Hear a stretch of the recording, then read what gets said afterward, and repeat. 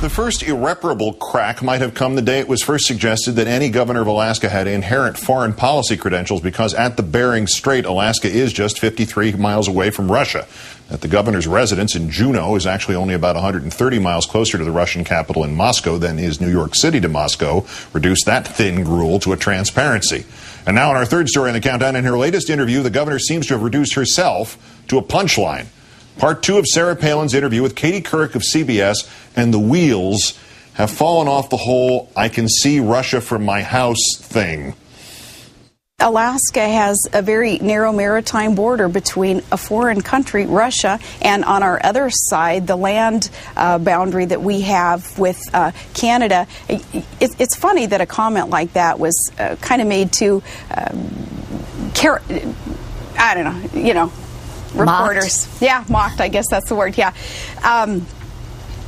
Well, explain to me why that enhances your foreign policy credentials. Well, it certainly does, because our next door neighbors are foreign countries. They're in the state that I am the executive of.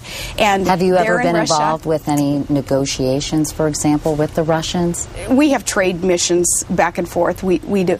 It's very important when you consider even national security issues with Russia, as Putin rears his head and comes into the airspace of the United States of America. Where do they go? It's Alaska.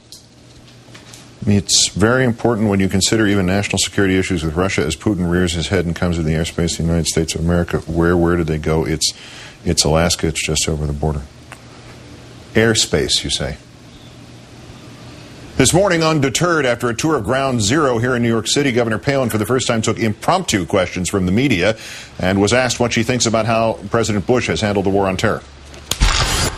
I agree with the Bush administration that we take the fight to them. We never, again, let them come onto our soil and try to destroy not only our democracy, but communities like the community of New York. Never again. So yes, I do agree with taking the fight to the terrorists and stopping them over there. So far as we know, the McCain campaign, which has labored to distance itself from all things Bush, even counter-terror, has not publicly commented on that phrase. I agree with the Bush administration. Pleasure as always to be joined by Margaret Carlson, political columnist at Bloomberg News, Washington editor of The Week magazine. Good evening, Margaret. Good evening, Keith. Let me ask this flatly. Is this candidate still plausible, or has she now moved to something closer like self-destruction? Keith, I can see the White House from the third floor of my house, but I don't think I'm capable of being president, vice president, or, you know, even a clerk. So that line gets repeated again and again, like the bridge to nowhere. I'm against it. It boggles the mind, because you can't keep saying something that has no meaning. It's like being Alice in Wonderland. So I think she has crossed a line, and I now see why she was kept under wraps, because today has not been a good day. The Katie Couric was not good, and these moments today where she's allowed to talk to reporters, finally, it doesn't make any sense what she says. And the idea, you know, I'm afraid to say this, Keith, because I'm going to be accused of being elite, and not just Democrats, but the media's been cowed into being afraid of that.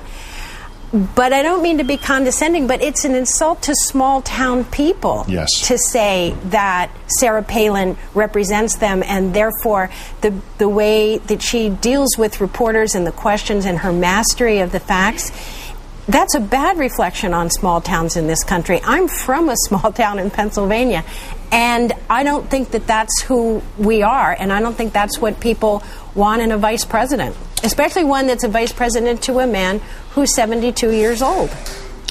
Is the base support still there, or are they beginning to see her as a liability? Well, the poll numbers are going in the wrong direction for Governor Palin, and so to that extent, I think there's some... She's not wearing well. As the novelty goes down and the light shines on her, she has not gone up in the public's estimation, even among the people that she was chosen to excite. Some of that excitement, as they get to know her, is going down. You know, the McCain campaign is so good at changing the subject. I mean, they changed the subject by, maybe we won't have a convention, we have a hurricane. Maybe we won't have a debate, we have a financial crisis. Maybe I'll name this unknown governor from Alaska. That will get people talking about me in ways that are favorable for a while. Just to do anything, not to talk about Rick Davis and Freddie and Fannie Mac, not to talk about the financial crisis in its essence, which he doesn't know that much about.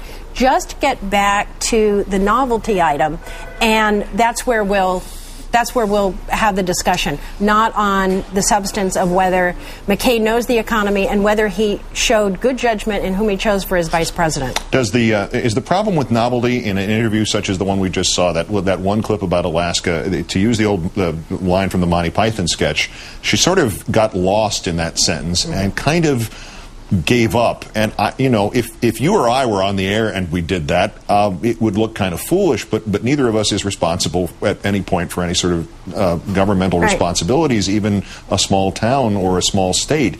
That was kind of a frightening thing to see. I'm speaking in terms of the nation. Keith, I don't want to see a transcript of this interview. However, I think I have nouns, verbs, prepositions, and objects. And when you listen to Sarah Palin, these things are out of order. There are about 5 things she says. Take the fight to them, mission, don't blink, maverick. He's been fighting all these years for you, and these are the things that keep coming up. The end of the Katie Couric interview, Katie pressed her on, well, just tell me what in fact has he done that makes him a maverick. It went back and forth. She couldn't come up with anything, and she said, I'll get back to you on that. So... leave a self-addressed stamped envelope and we'll send it to you. It does, and this is what it just finally struck me, it sounds like a game of Mad Libs, and you're just filling in a certain series of blanks. Right. I'll be getting a lot of mail from people tomorrow saying, how could you say this? How condescending. But I don't think that the media needs to be cowed by Karl Rove. No, it's not condescending. It's fearful. There's a difference, and an important difference for the country. Margaret Carlson of Bloomberg News. Bring half of them over to me. I'll look at them myself. Thanks, Keith. Thank you.